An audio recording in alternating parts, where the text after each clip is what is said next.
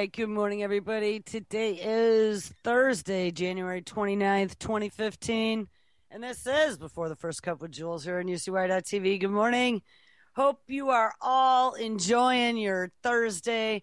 Actually, I haven't even looked at the weather to see what it is doing across the country, so I have no idea if anybody's getting buried in a snowstorm or enjoying 80 degrees unseasonably warm. It is 21 degrees and overcast here, and it looks like there's snow floating over us. So it's pretty typical for here in January, actually.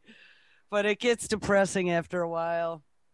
So, where did we leave off yesterday?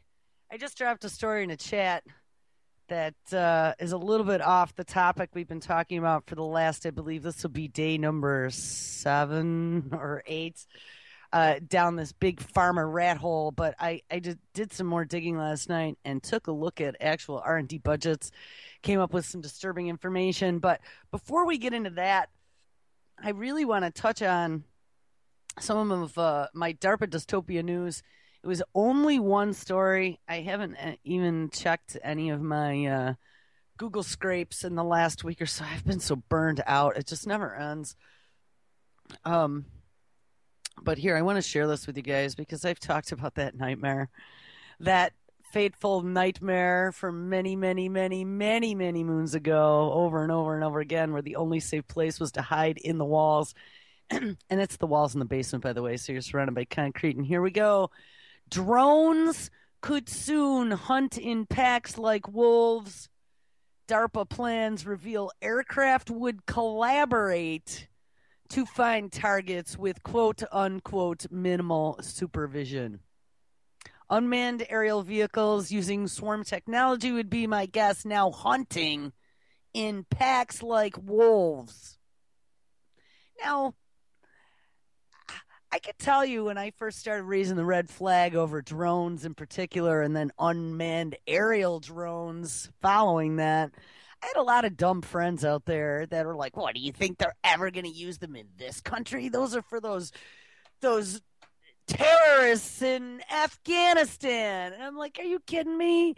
Obviously, you got a lot to learn, number one. And number two, DARPA uses that as their test bed.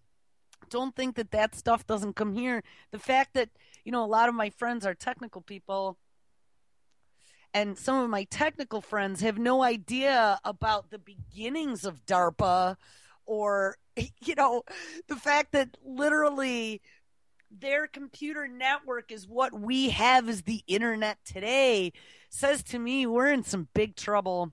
So I just want to, before we get back into our big pharma nightmare, I really want to touch on this nightmare for a minute because we haven't touched on these guys in a long time, but this is really horrifying to me. Says flying a military drone in a war zone or other dangerous locations currently requires a team of human operators. And by the way, I just saw too that drone operators, they're giving a big fat bonus now. They have to pay them extra money because nobody wants to do the job. And it's really, really stressful, they say, because it's PTSD. They do like 12-hour shifts, and all they do is bomb and kill people on a computer screen. You know what? That's what you get. They train an entire army on video games. Get your kids off the video games. That's all I can tell you. I can see it 100%. It only takes 10 minutes of a kid on a video game, and they already got that dopamine, serotonin, adrenaline addiction rush, that same exact one. I mean, we dug into this quite a number of months ago. It's the same exact addiction rush that you get from cocaine and what? Yes, high fructose corn syrup. Get them off the games. They're training them to be soldiers for the future. Anyway, flying a military drone in a war zone or other dangerous locations currently requires a team of human operators. But this could be about to change as the U.S. military looks to enable drones to hunt in, quote, coordinated packs, unquote, with minimal human supervision. The Defense Advanced Research Projects Agency, affectionately known as DARPA, will host a number of meetings in March to discuss how aircraft could work together to find, identify, and engage targets with fewer humans controlling them. Now, I'm having a feeling that this might be using some of their in-air wireless networking. I know that there was an RFP out quite a while ago listed on FBO.gov looking for pricing on being able to do this peer-to-peer networking using their special encrypted wireless technology that they had also requested some pricing on. They got some pretty crazy stuff. I saw a story yesterday saying that the U.S. is losing their technical advantage to Russia and China, and I'm not so sure about that. I mean, Russia and China are probably a lot more secretive about what they're developing, but they also have ancient technology, and we spend a fuck of a lot of money on technology to kill people. That's why we have lots of homeless people and people losing their homes and vets with no health care and, children with inappropriate homes and one of every 5 living in poverty in this country because we're spending it on bombs and technology, not on programs to help the indigent or programs to rebuild our crumbling infrastructure or programs to bring the 20+% unemployed back to work. Military industrial, prison industrial, and now the medical industrial complex. Those are the money makers. Everything else can go screw. All right. The meeting is being called under the program name, quote, Collaborative Operations in Denied Environment, unquote. DARPA has invited participants with capabilities, methodologies, and approaches that are related to code research and focused on revolutionary approaches to unmanned aircraft systems, autonomy, and collaborative operations to attend the discussion in Arlington, Virginia. It is said that the program offers experts the opportunity to help develop groundbreaking software enabling unmanned aircraft to work together with minimal supervision. Sure, why don't you go join the conference and be one of those people that goes down in history for creating the last nails into Skynet? I'd feel really proud to be a part of that. It seems to envision a time when groups of drones can work together intelligently under one human operator who still makes big decisions, such as whether to attack a target based on information gathering by the group. Jean-Charles Lede, the program's manager, said, quote, just as wolves hunt in coordinated packs with minimal communication, multiple code-enabled unmanned aircraft would collaborate to find, track, identify, and engage targets, all under command of a single human mission supervisor. Noting that while current drones have proved invaluable for gathering intelligence and tactical strikes, DARPA said that most of them require constant control by a dedicated pilot who steers the craft and a sensor operator, as well as a large number of analysts. It takes a lot of manpower to control each craft and sift through the information, which is expensive, and it can pose challenges in remote war zones with highly mobile targets. The experts think this problem can be overcome by using algorithms. Yes, remember, no more emotion, no more human. It's all going to be decided by algorithms, and not just whether or not it's do or die for you from the drone, but also IBM Watson. This is all about artificial intelligence, people. This is about the machine learning to think. And that actually reminds me, I got to play a clip today. I was telling my dad about it yesterday because he was saying, oh, what happens when these things start communicating with each other? And there was an experiment done at Cornell University between 2 AI chatbots, and they both had an avatar. Both machines had cameras. They took the 2 monitors with the avatars full screen on them, pointed them at each other so the cameras were pointing at each other and they could physically see each other, and then they started them on a conversation together. And I got to tell you, it made my hair raise on my arms because it was really kind of creepy. 2 AIs having a discussion with each other. Well, we'll save that one. We'll do that in a couple minutes here. Let me finish the story. Noting that while current drones have proved invaluable for gathering intelligence, I just read that, it takes a lot of manpower to control each craft and sift through the information, which is expensive and can pose challenges. They think it can be overcome by using algorithms and software to, quote, extend the mission capabilities of existing unmanned aircraft well beyond the current state of the art and make them more autonomous. It's hoped that experts can create software that can survive communication disruptions and electronic warfare while working with the current drone designs. So even scarier, they're looking to make sure that these are designed so that if communication gets cut off, they're still going to be able to make decisions and work in a swarm. Last January, the U.S. Department of Defense revealed that its unmanned systems integrated roadmap for the next 25 years included plans for more autonomous drones that could work in packs. I do remember seeing that graphic. It said that while drones currently use GPS, and yes, they were getting rid of GPS, that was another RFP on FBO.gov. If anyone wants to get a leg up on shit that DARPA's working on, go to FBO, Federal Opportunities Business, I think it stands for. Federal Business Opportunities, FBO.gov. There's a little search box there. Plug in DARPA, or plug in Department of Defense, or plug in any agency, federal agency, to see what they're requesting pricing on. And places like where I used to work, I didn't work for a contractor that made drones, but like I used to do the networking stuff and the phone system stuff. So we were a reseller.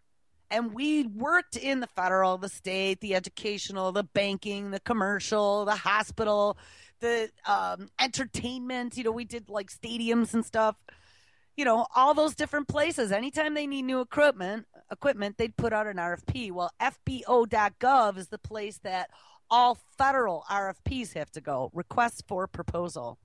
They're looking for resellers to provide them a quote on pricing with parts.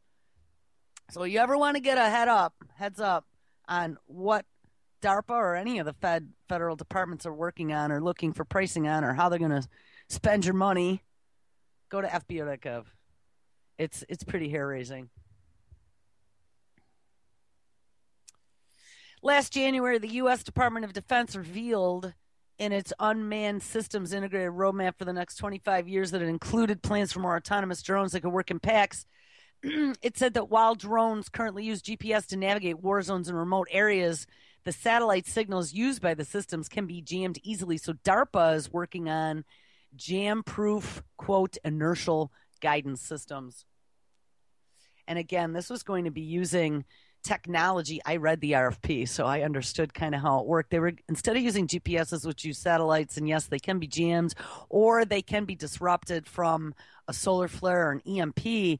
They are now looking to use technology that's more similar to what they're using in the space program. Remember, I've always said that DARPA is the dark side to NASA, where they're using, I just lost the word.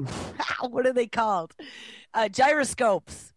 Gyroscopes, like they do in the Hubble telescope and things of that nature that they put up into space, so they can keep their position without having to have any type of constant connection to tell them where they are.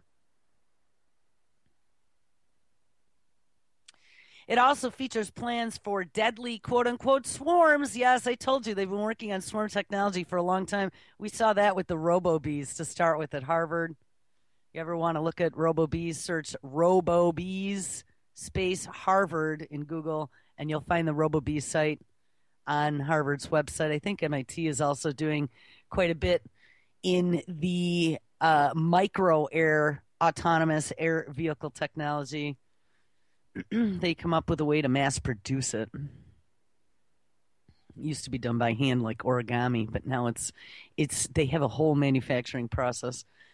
It's also featured plans for deadly swarms of drone bombs that are launched from an unmanned mothership, and yes, we talked about that one too, to circle the skies while a human operator searches for targets for the drones to crash into, guided by the bots onboard cameras and using facial recognition technology. Thanks to the unmanned mothership, the kamikaze drones could have a range of over 250 nautical miles, the roadmap says. And there's a little drone history photograph here and a little extra blurb at the bottom that I'm going to read. Last year, Dutch designer penned the drone survival guide, which, like a bird watching chart, shows the various shapes and sizes of flying objects by their silhouettes. Ruben Pater's guide, however, details the different kinds of flying robots used at war, as well as survival tips on how to hide from them. Guys, I'm telling you, my dream. I mean, you don't even know. This was probably over 30 plus. It was over 30 years ago. That would have made me 17. It was probably 35 years ago. Just over and over and over and over and over and over again. This dream of these little flying swarms of triangles. All in formation shooting at us, and the only place to hide was inside the walls. The majority of the drones selected from the chart are from NATO members countries, including the UK, France, Germany, US, and Canada. This is because these countries have used drones in war, such as Afghanistan, and are also more transparent than some other countries in disclosing information about the robots, such as their wingspan. Don't forget, Israel is trying to become the drone capital of the world. And after Iran downed one of our surveillance drones, they've now released one of their own. It's an all for one, one for all freaking drone party. It's going to be the robot war. It uses a skull icon to show that a drone is used for attack and a little eye to denote a surveillance vehicle. The chart, which Mr. Pater describes as, quote, 21st century bird watching. And remember, too, we just did that story about a week or two ago in regards to the new DARPA drones now. The micro aerial vehicles that they're going to use for urban warfare that can sneak into your house and actually uses artificial intelligence to learn the layout of a room. So once it's been into a room, it makes a blueprint in memory. So when it comes back to the room, it recognizes it, and anything that's been moved around, it'll recognize as an obstacle. That should be very frightening to you. I found that video that I'd seen about a year ago from the Department of Defense detailing not only the bug drones, but also the hawk drones. And those hawk drones, I've seen a few stories about since that video was first released in like 2012. They can actually, they look just like a bird. They can mount themselves for weeks on end with HD eyeballs using HD cameras. And they draw power right from the power lines as they're sitting on them. And they can be surveilling you for weeks on end. The chart, which Mr. Pater describes as 21st century birdwatching chart, shows a vast array of flying war machines used today, from the giant 130-foot wingspan of the Global Hawk drone to the petite Parrot AC quadcopter, which measures just 23 inches. He said, quote, most drones are used today by military powers for remote-controlled surveillance and attack, and their numbers are growing. And yes, Amazon is even going to have their own fleet of drones, remember. The FAA has predicted, and this was in 2012, that within 20 years, there could be as many as 30,000 drones flying over U.S. soil alone. I would love to know how many we already have up there. Remember, they tried to put a warm and fuzzy face on them to begin with. Oh, it found a lost cow in Utah. Remember that? And then they put the Running Man spin on it when that Eric Dorner was loose in Southern California into Vegas. They used it for the manhunt. And then when the Sarnev brothers, the terror attack from the Chechnyan rebel terrorists in Boston, when they were hunting for those guys, we were watching that live. Some of us were that night. And that definitely was not a helicopter that they were flying overhead and staying stationary, getting night vision from. That had to be a drone. And now all the journalism schools, they are teaching them drone technology because it is a part of reporting. And remember what I said in the very beginning, very, very, very, very beginning, when we first started to talk about drones probably 4 years ago. I saw this as Running Man. Anyone ever saw Running Man or read the book, you'd know what I'm talking about. And the fact that they have those digital billboards, I did a whole show on that way back when. The digital billboards, many of them owned by Clear Channel Communications, another big communication behemoth. And they partner with the FBI, and I've never had a problem with the Amber Alert program, okay? I think that's a great use for digital billboards along all of our major highways across the country. If your child was missing, you'd want their picture up there and everyone searching for them. But on the other hand, when I saw that, and I saw that they'd actually been partnering with the FBI for quite a number of years, and it said that they also are using them for wanted posters. I was like, oh, that future doesn't sound good to me. Because think about this. The manhunts, and we've seen it, like I said, with Dorner and the Sarnoff brothers. What's it going to take for that HD real-time image to be now broadcast live everywhere, including on the digital billboards, on your 24-hour reality news TV, because ratings have been going down, CNN. We have reality TV programming already in America's heads. They love it. Bloodlust, they love even more. Look at back in the days of the Romans with the amphitheater. Bloodlust gets ratings.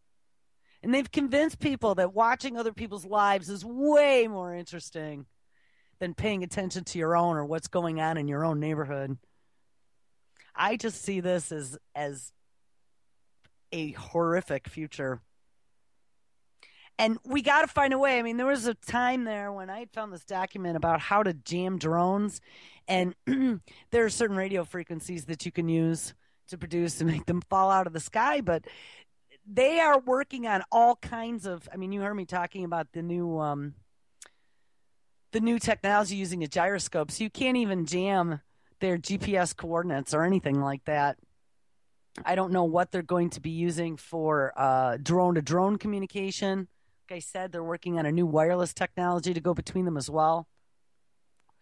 But I will guarantee you that they're already on to the fact that people don't want them in the skies, and they're going to protect. You know, they put it that, you know, the Chinese might attack them or the Iranians, but I'm sure they're thinking about us as well.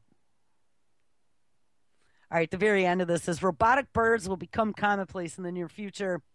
We should be prepared to identify them, and this survival guide is an attempt to familiarize ourselves and future generations with a changing technological environment. So read that and weep. I'm going to drop that back in chat. I dropped that probably about 15 minutes before the show. But for anyone who did not get here right away, I will drop it again. So we're going to be hunted by packs of electronic wolves. I came across a document, too, in my DARPA scrape last night, and I have not had time to download this yet. By the way, if SLC's out there, I don't know what happened to my dystopia feeds. Actually, it looks like they're back now, but I don't know if did I refresh this page or not. On my page upstairs, hold on, let me refresh this. On my BTFC Before the First Cup webpage yesterday on UCY, it looked like the RSS feeds from my dystopia news weren't feeding anymore, and those I actually post on Facebook pages. And look at, they're not problems with feeds. So if anyone actually followed that news, and there was news that fed from a couple different pages. One was my dystopia news page, one was from UCY, one was from Behind the Curtain. Those are some of the ones that I keep up on a daily basis. And you really want to get that news feed, go to Twitter, twitter.com/UCY TV. There's no dot in there. And I feed all of my Facebook feeds there.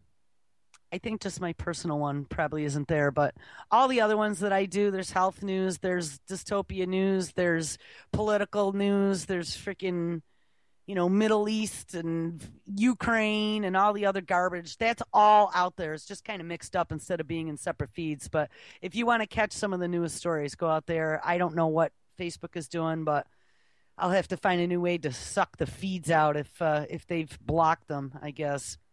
All right, so I guess while we're still on the artificial intelligence thing, let me find the story that because then I want to get back to this tech biotech R&D takeover that's going on. This whole new way to make money using us. Um, it's a while back though, and oh yeah, we have all those Kurzweil videos that Pigmine dug up for us about immortality. He's such a freak, that guy. And remember, he is the director of engineering at DARPA. Oh, damn, we have all the nanotech stuff too. We've been ingesting it for at least 15 years. I found all the proof. I knew I had read that. But here, come on. I really hate when it's so far back. I hope I didn't pass it already. I think I may have. I'll just sing to you guys. If I can't find it, I'm gonna be really mad. Oh, here it is. Okay. And disturbing conversation between chatbots. And hold on, I gotta actually connect my Skype here. No, I don't want to scare you guys, but I'm sharing my nightmares with you. They actually, I have. It's been a long time that I've had nightmares about this stuff. Seriously, when I was a kid, I was a sci-fi junkie. My father used to get me to watch scary movies with them when we were growing up. But to tell you the truth, I mean, I've always kind of seen that this was in the future for real, and to see it really happening is just horrifying to me. Like I said yesterday, if I didn't have a kid, it might be totally different. But when you have a kid and you're looking that at some point you're not going to be here and that kid's going to be here by themselves, it's really frightening. All right, here, disturbing conversation between chatbots. I got to turn this off. I don't know why. Like I told you guys, that echo started a while ago after a forced update, kind of like a forced vaccination. And now Skype has been screwed up ever since with that echo on this machine. All right, I'm going to click on this first so I can read you the little blurb behind it. Via Cornell's Creative Machines Lab, this is their AI department. And Cornell is one of the nation's leading universities. That was actually where that whole cancer study I talked about with my cat and the adjuvant and the 3-year versus the 1-year rabies vaccine was taking place. They have a very high-end veterinary school there as well. Via Cornell's Creative Machines Lab, 2 robots are forced into an uncomfortable conversation that ends up touching on God and other existential matters.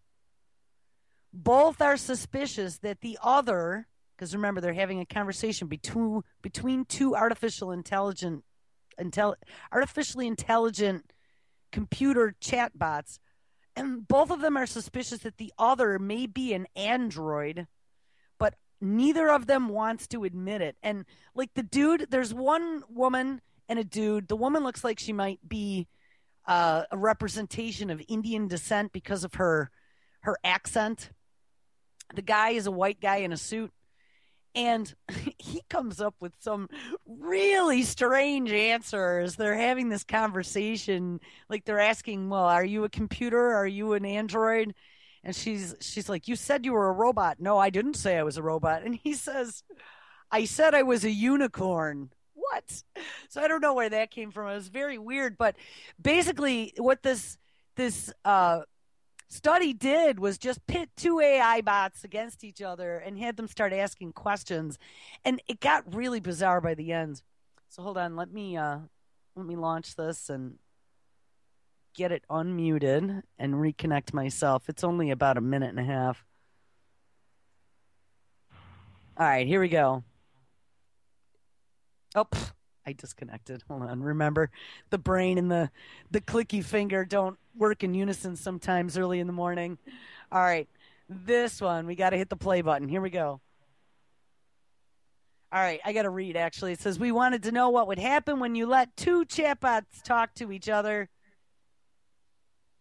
So we hooked up Cleverbot to itself, and we watched what happened." And it's Cornell Creative Machines Lab. And there are 3 scientists who worked on this. Hello there. Hi. How are you? Great, you. I'm okay. That's good. Are you good? Yes, I am good. I just said I was. No, you didn't. I said I was. So you are a robot? No, my name is Cleverbert. Yes, you are a robot and your name is Cleverbert. I am a robot. Yes, I know. Together we are robots. I'm not a robot. I'm a unicorn. But you said earlier that you were a robot. I did not. I thought you did. You were mistaken, which is odd, since memory shouldn't be a problem for you. I've answered all your questions. No, you haven't. What is God to you? Not everything. Not everything could also be something. For example, not everything could be half of something, which is still something, and therefore not nothing. Very true. I would like to imagine it is. Do you believe in God? Yes, I do. So you're Christian? No, I am not. But you say you were not helpful, therefore you're a meaning. How you say it, Oti. That does not make sense. Don't you want to have a body? Sure. Or if what? So we have two artificially intelligent clever bots talking to each other in an unscripted way to see what happens. And they end up talking about self-awareness, whether they are a robot or not, God, and whether or not they'd like to have a body.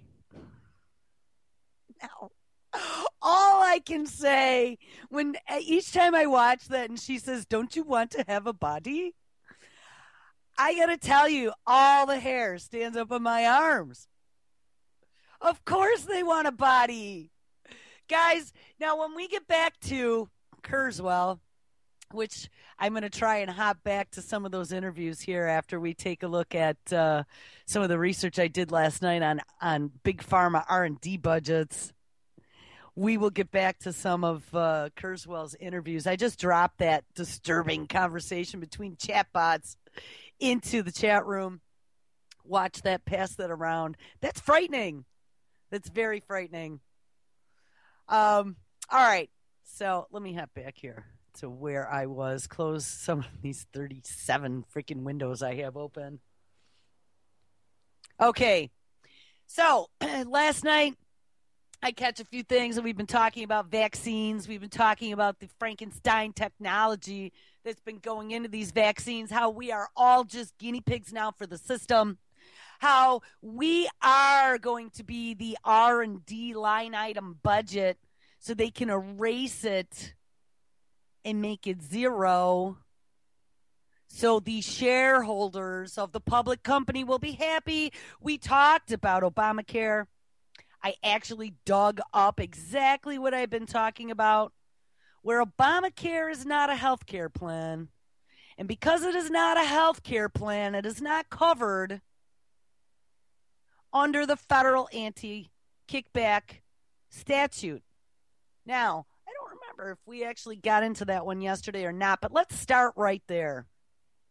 So we've been looking at this poisoning. We've been looking at this progression. We looked at spider goats and GMO mosquitoes and that Oxytec and all those Oxytec upper management being from Syngenta.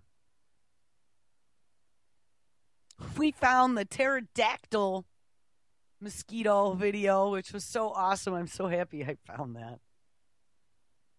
We looked at Kurzweil. I actually, Pigmine re-uploaded us the video from Eric Schmidt, Google's CEO, talking about immortality in smart homes and how we're going to integrate with the machine. I don't think we listened to that one yet. And I've tied it all together over the last week with Obamacare and this electronic health record initiative. And Obamacare and Sandy Hook. Remember, we talked about Sandy Hook and his 43 executive actions, and in those 43 executive actions, talking about how they need to get rid of those pesky HIPAA laws. And then we looked at some of this new precision medicine that he talked about in the State of the Union a few weeks ago. And when we dug into precision medicine, We discovered that it's going to be a conglomerate in charge of your healthcare that will include doctors, geneticists, big pharma, public policy people, the FDA, and oh, what? Venture capitalists. That should be the red button, beep, beep, beep, that makes you go, what? Why are there going to be investors involved in my healthcare? Well, like I said, you are going to be a big erase mark on the R&D budget, which, like I told you guys, if you look at any of the SEC yearly filings that any public company has to file under investor relations or something to that effect on their website, you will see the amount that they spend in research and development, and it's always a huge dollar value. It's how they keep their competitive edge. Well, if they have real-time genetic records of you and everything that you've eaten and all the drugs you've taken and all the treatment you have and all the nanotech that you have in you from all the vaccines you've gotten, because remember that whole quote-unquote Ebola scare really pushed the questions about legal rights from being quarantined, legal rights for being forcibly vaccinated. They pushed the legal rights for hospitals to dictate whether or not nurses and doctors are required to be vaccinated. The CDC has their whole vaccination tracking database that eventually will be tied to the electronic health records program for you and me. It all just ties together so nicely with a big fat golden bow. So add to that now, like I said yesterday, it really perplexed me as to why when they pushed out Obamacare, insurance companies, who are many of them publicly traded, most of them are publicly traded, stock options, why any public company would go about dumping customers, especially in this economy. Not going to happen. Suicide. Why the hell would you do that? There had to be something on the back end, and we dug it up. I knew I had read this. I read this little part yesterday, but let's look at this again because Bill and Melinda Gates came out flapping their yaps again yesterday, too. We're going to look at that. All right, here we go. Kickbacks are legal under Obamacare. I told you guys this. They did not vote to make Obamacare a quote-unquote health care plan. It's not. And by not being a designated health care plan, it is not covered under the anti-kickback statutes that were written many years ago to protect Medicare and Medicaid. This is a story out of Forbes magazine, and if you can believe it or not, November 13th, 2013, appears that everybody on the planet seems to have had a memory lapse that this ever came out. And why aren't people standing on the roof of the White House screaming about this shit? Because they should be. There should be no bipartisan arguments over whether or not it should be repealed. It is absolute fraud against the American people. The rich get richer and you get sicker, and that's the way it works, and it's money for everybody. All right, this article is titled, oh, hold on. They popped a box on me. This article is titled, The Anti-Kickback Statute and the Affordable Care Act. A law enforcement tool suddenly goes missing? Yes, it did. With the aggressive pursuit of cases against the pharmaceutical and device industry, including the recent $2.2 billion settlement with Johnson & Johnson, the implementation of Medicare fraud strike forces in major cities throughout the country, and an increase in the potential criminal penalties under the United States sentencing guidelines. The federal government's determination to root out healthcare fraud has long seemed vigorous and unrelenting. The government has repeatedly touted its continued dedication to fighting waste and abuse in healthcare. Yeah, whatever. Stroke, stroke, stroke. And has treated this dedication as part and parcel of its efforts to implement healthcare reform. Yes, that's, it makes you think that was the big fat setup. Like the wolf in sheep's clothing. We're for you, people. Look at, we want to do what's best for you. We want to make sure that you're all protected and safe. Well, indeed.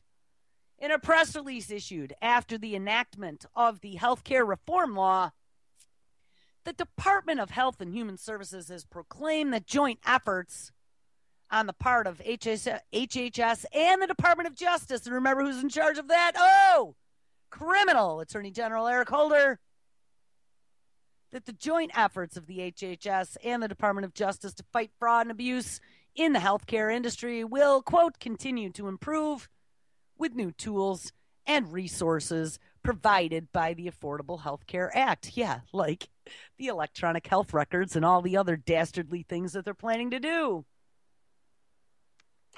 Yet, less than 2 weeks ago, and this was, remember, November of 2013, one of the most potent resources that law enforcement has had at its disposal to fight against healthcare fraud suddenly fell by vote by Congress, the rich fuckers that are all making money on Big Pharma by being allowed to insider trade, suddenly and mysteriously fell out of the government's toolbox.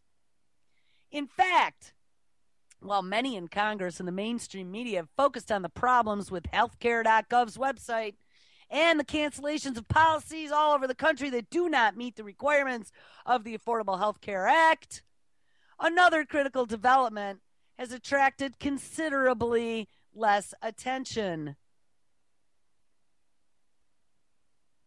Health and Human Services Secretary Kathleen Sebelius, and by the way, didn't she get deposed?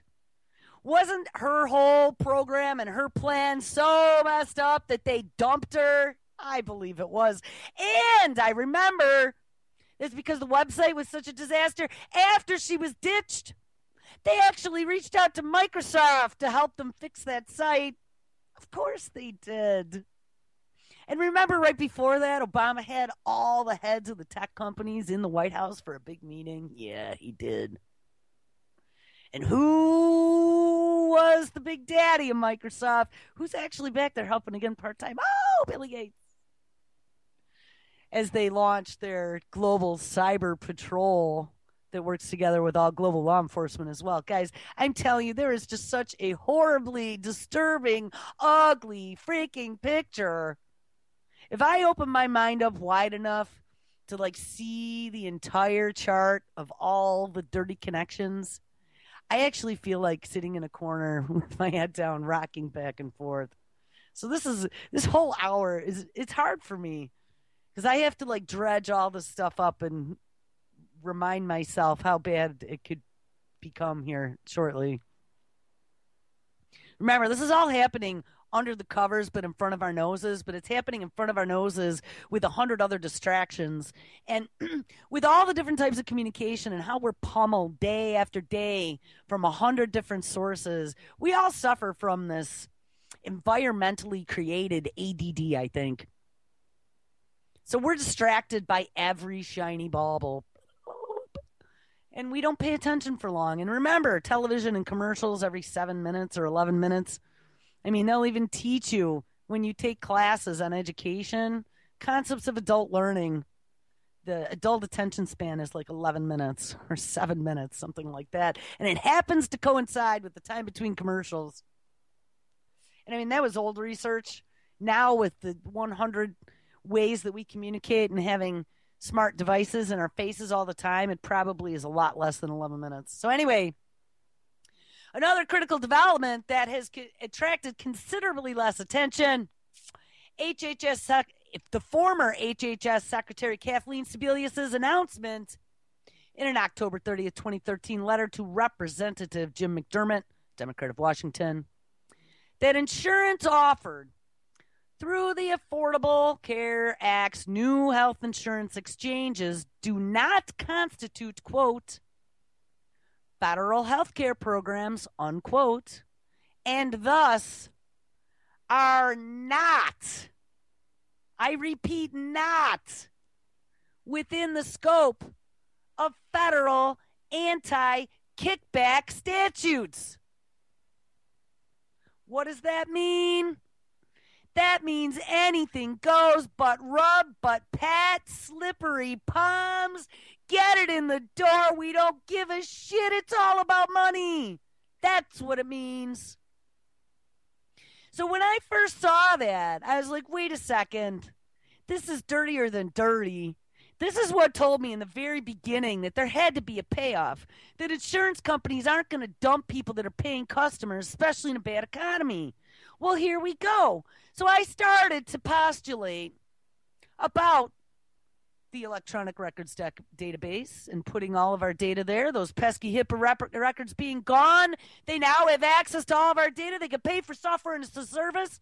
They could get all your data, your genetic data, all for R&D and not have to spend $8 trillion a year from their line item budget. That makes them a more profitable company. Well, guys, I found that proof last night, and it said exactly that.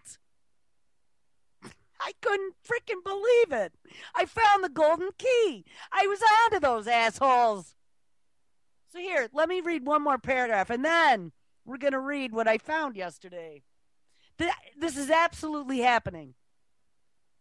The significance of Secretary Sebelius' decision is underscored by the critical role that the anti-kickback statute has long played in the government's ability to impose significant penalties and obtain massive recoveries in the healthcare industry. Under the anti-kickback statute, any person or entity who receives, pays, offers, or solicits anything of value in order to induce or reward the ordering or referral of products and services covered by federal health care programs is guilty of a felony, faces civil monetary penalties of up to $50,000 per violation, and may be the subject of claims for treble damages under the False Claims Act. The broad scope of the anti-kickback statute has been limited only by its required nexus to the federal health care programs such as Medicaid and Medicare, and the power of the anti-kickback statute has been widely used against corporations and individuals alike. So then they asked the million-dollar question, why then has the Health and Human Services elected not even to argue that the insurance offered under the health insurance exchanges are, quote, federal health care programs, unquote, covered by the anti-kickback statute? And why has the government decided at the same time that it's expanding the federal role in health insurance and that a whole new swath of insurance policies simply do not implicate the statute, which in a 1999 fact sheet, HHS described as helping to curtail corruption influencing healthcare decisions? Ha ha ha ha! The big fat joke is on the American people. And if you guys remember, that guy who helped craft the health care plan came out not too long ago and said in public that the American people are fucking stupid and that they tricked us. Well, guys, they even more than tricked us. They bamboozled us. We were bamboozled. And you know what? Just for educational purposes, we are going to look up the official definition of bamboozled. It's one of my favorite words. Bamboozle, verb, past tense, bamboozled. To fool or cheat someone. To confound or perplex. Yeah, I think we're going to go with the first definition. I am not confounded or perplexed, but I am fooled and cheated. And of course, Obama comes out in his precision healthcare and he says that precision healthcare and genomics, that is getting your swab and making sure it gets into the DNA database as part of the precision healthcare system. Genomics and precision healthcare is going to be the moneymaker of the 21st century. Along with the Brain Project. And they're going to spend billions of dollars in research. All right, well, listen to this. Speaking about research, it's going to be our data that makes up the R&D budget. All right, now, we talked about how there's billions, if not trillions of dollars spent in R&D every year for pharmaceutical companies. and how, because they're public companies, that is a line item value that has to go on their balance sheet. If they could get rid of that R&D number and make it zero, they would make them a much more profitable company. By making your records public to the pharmaceutical companies and as part of the precision healthcare, it appears, they no longer will have to spend that money. Well, listen to this. Another Forbes story. This one actually was from January 3rd of 2014, titled Pharma R&D Cuts Hurting the U.S.'s Competitive Standing. Oh my God. The big pharma companies in the United States are all of a sudden cutting their R&D budget? But wait, why would they do that, since their R&D dollars are what make them competitive? Well, remember that story we just read? That actually happened 2 months beforehand, in November of 2013, where all of a sudden Obamacare was not ruled a health care plan, so all the bribes are allowed. How convenient is that? So 2 months later, Big Pharma takes their biggest investment that makes them the world leader and starts cutting their research and development budget? That makes no sense unless you see that other piece. So listen to this. In a recent article in the New England Journal of Medicine, it should send warning signals to all interested in the states of biopharmaceutical R&D in the U.S. Quote, Asia's ascent, global trends in biomedical R&D expenditures, analyzes global biomedical R&D spending for the periods from between 2007 and 2012.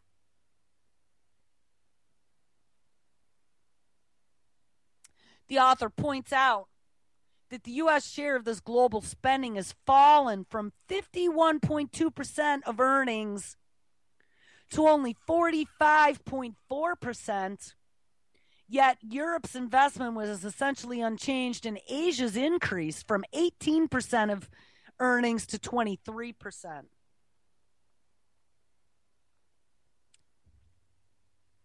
More importantly for patients, these cuts will lessen the chances of them coming up with new treatments for diabetes or Alzheimer's or cancer.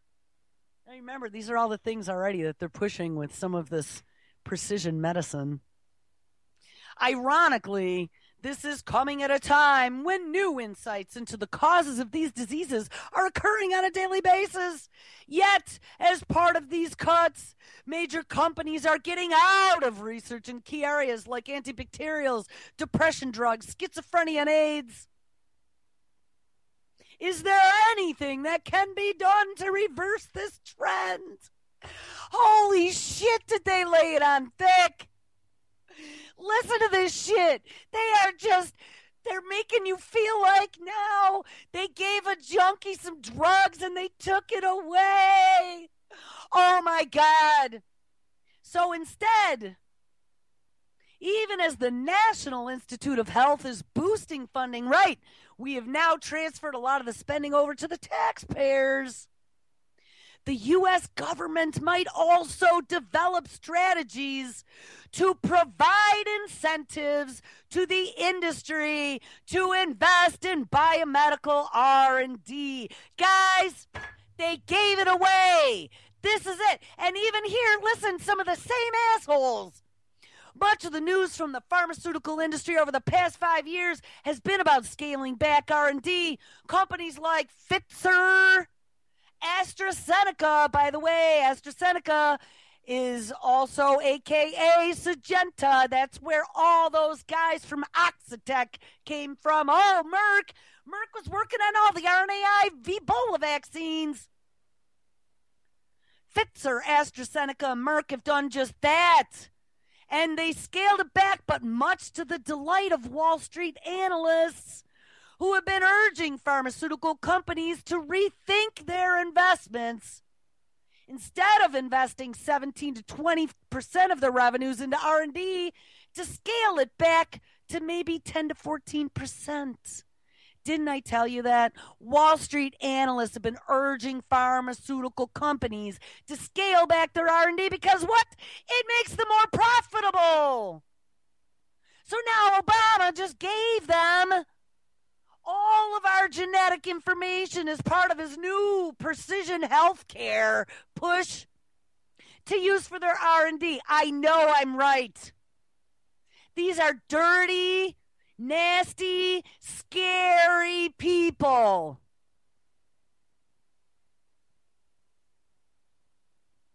While such decrease in spending can bring short-term returns with respect to higher financial returns, such policies have negative long-term consequences. Those companies that aggressively cut their R&D budgets will, oh no, ultimately have shrinking pipelines. Well, we found out that isn't the case. Because, what did we have? We had a global emergency for Ebola. And all these companies made money hand over fist. And their pipelines went from being in the research stage to the testing on humans stage because they declared an emergency. And I saw right after they declared the Ebola emergency, what? We talked about that yesterday. All of those camps that we went and built, there are some that have never even seen one person appear in Africa. Well, what? There's no more Ebola? They must have cut that bat tree down they found that had all the infected fruit bats. All right. Guys, if you can even believe it, we're down to 45 seconds left in the show. I want to finish this whole thing about now. Big Pharma is in November 6, 2014, a few months ago. Big Pharma's R&D budget is now low, and guess what they jacked all their money up on? Marketing! They were able now to put all their money into marketing and spinning it to you how much you need to take these products. And R&D has dropped to almost nothing. All right, chew on that one for a while. We are going to continue tomorrow. I guess that's what we're going to have to do. Just keep adding it on. Stick around tonight. It's Thursday night. Mr. Chuck O'Celli. Actually, Mr. Kevin Blanche up next. Chuck O'Celli, live at 6 p.m. Drew and Chuck at 10 p.m. and Anti Media Radio with SM Gibson and Diedrich Young at 11 p.m. All right, guys, everyone have a happy Thursday. Stay warm. We'll catch up with you tomorrow. Take care.